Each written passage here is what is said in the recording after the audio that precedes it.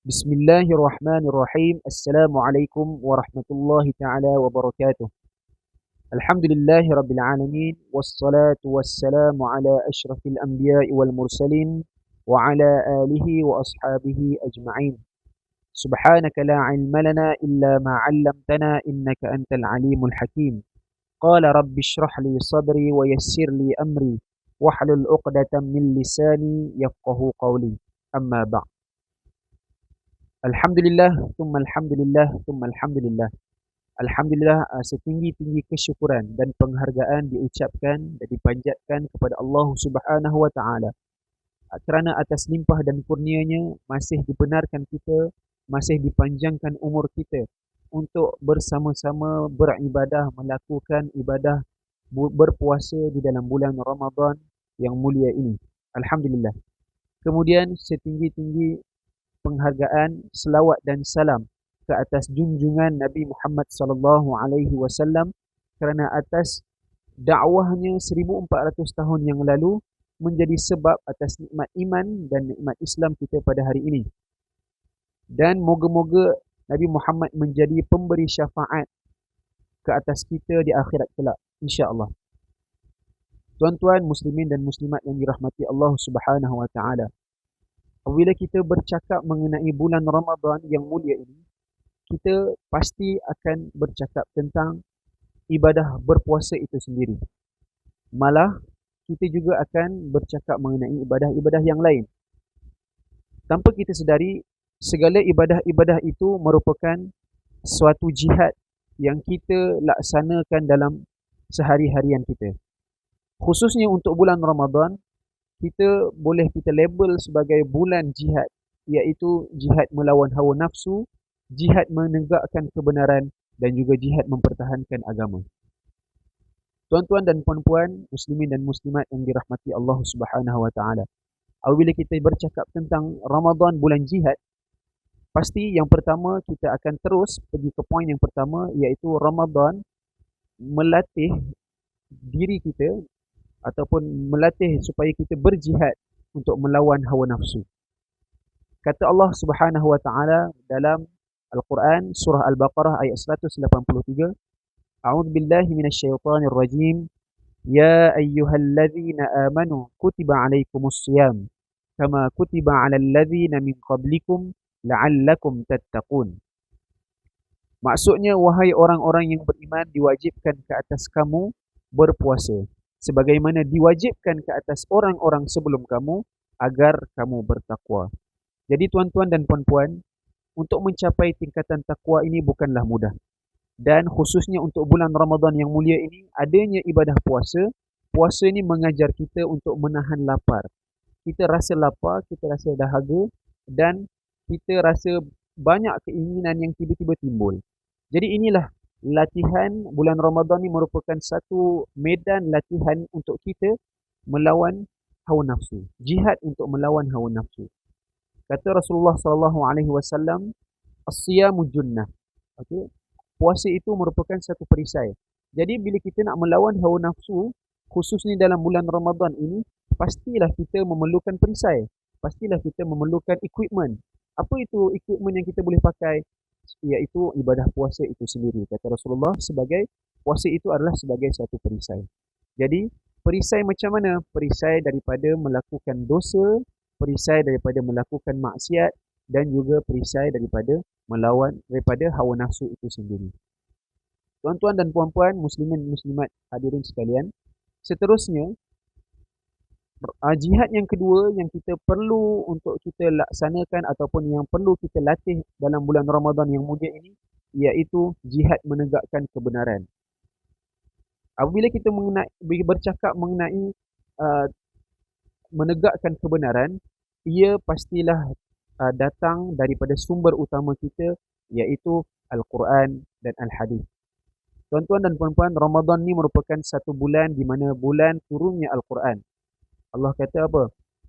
Dalam surah Al-Baqarah ayat 185, maksudnya bulan Ramadan yang diturunkan padanya Al-Quran sebagai petunjuk bagi manusia dan penjelasan mengenai petunjuk itu. Unzila fihi al-Quran hudan linnas wa bayyinatin minal huda wal furqan. Al-Quran ni bukan sekadar untuk kita baca, tuan-tuan dan puan-puan, tetapi menjadi panduan kepada perjuangan hidup umat Islam. Begitu juga dengan hadis Rasulullah SAW yang mana kedua-dua ini, Al-Quran dan Al-Hadis, merupakan suatu equipment ataupun suatu perisai ataupun suatu pegangan yang wajib kita pegang untuk kita melawan untuk hawa nafsu kita, untuk kita berjihad bukan sahaja sekadar di dalam bulan Ramadan, tetapi untuk sepanjang hidup kita. Kata Rasulullah SAW, "Taraktu fikum amrayni lan tadillu ma in tamassaktum bihima kitaballahi wa sunnatan nabiyyih." Aku tinggalkan kamu dua perkara. Jika kamu pegang betul-betul kedua-dua ini, maka kamu tidak akan sesat selama-lamanya, iaitu Al-Quran dan juga Al-Hadis. Seterusnya, tuan-tuan dan puan-puan, apabila kita bercakap pasal jihad, pastilah tidak lekang daripada mulut kita mengenai jihad mempertahankan agama. Bila kita cakap mengenai jihad mempertahankan agama ni, tuan-tuan dan puan-puan, beberapa siri-siri perperangan yang telah berlaku di dalam bulan Ramadan yang mulia ini. Yang pastilah yang paling famous yang bila kita cakap pasal peperangan di dalam bulan Ramadan, pastilah peperangan Badar itu sendiri. Itu yang pertama.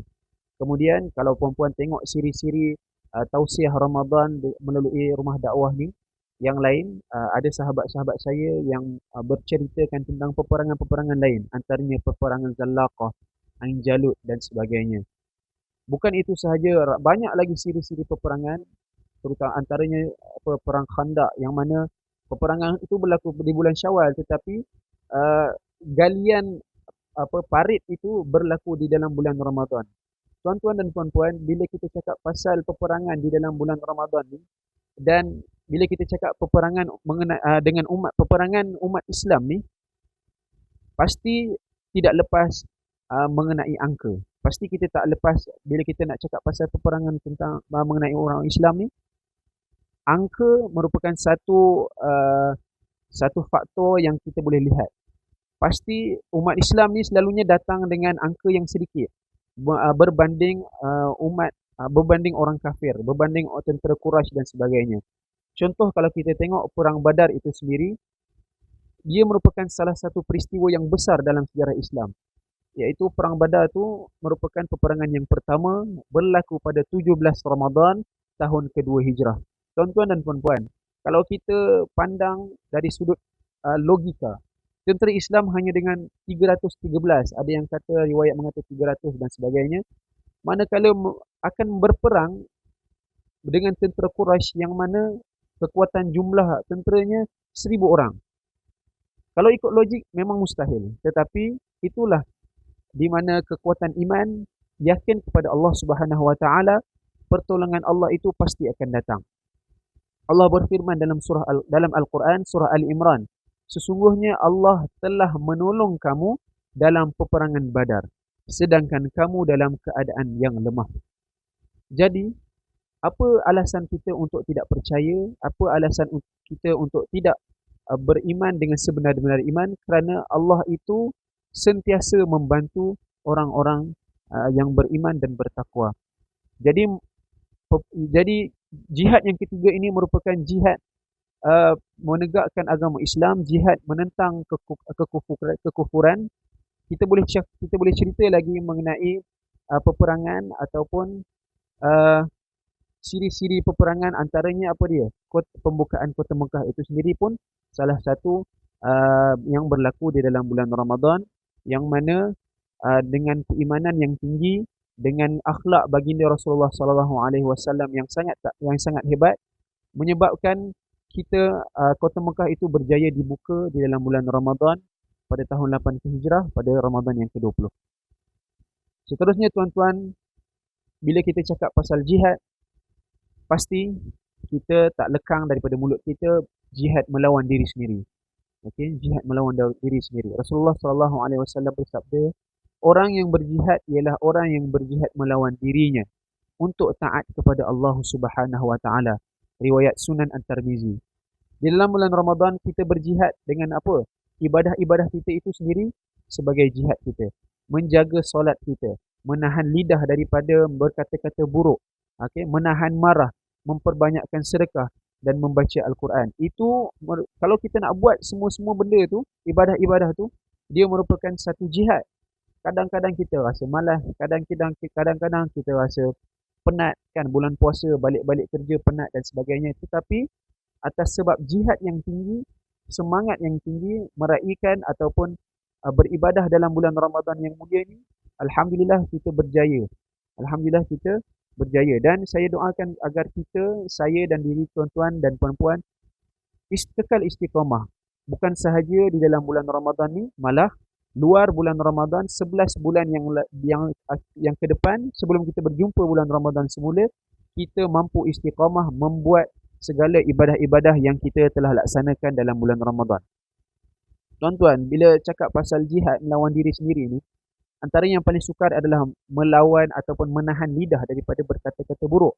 Sebab tu Rasulullah SAW bersabda, apa dia? Man kana yu'minu billahi wal yawmil akhir, man kana yu'minu billahi wal yawmil akhir falyaqul khairan aw liyasmut. Siapa yang beriman dengan Allah dan juga hari akhirat, maka dia akan berkata-kata baik, ataupun kalau dia tak mampu berkata-kata baik, dia boleh diam. Itu yang lebih baiknya. Mana kata apa? Benda ni memang susah. Rasulullah SAW pun dah cakap benda itu dalam hadis. Nak jaga lidah ni daripada berkata-kata baik ni amat susah. Kemudian nak menahan marah. Ya Allah, tuan-tuan dan puan-puan, bulan Ramadan yang mulia ni kadang-kadang macam-macam dugaan dan ujian datang. Tambah pula Ramadan ni sinonim dengan cuaca yang panas. Jadi kadang-kadang kita marah. Tetapi Rasulullah kata apa? La taghdab, jangan marah. Dan ini merupakan jihad yang sangat-sangat susah, dan perlu kita untuk ambil serius, untuk kita betul-betul tanam azam kepada diri kita untuk bersama-sama melawan diri sendiri itu sendiri.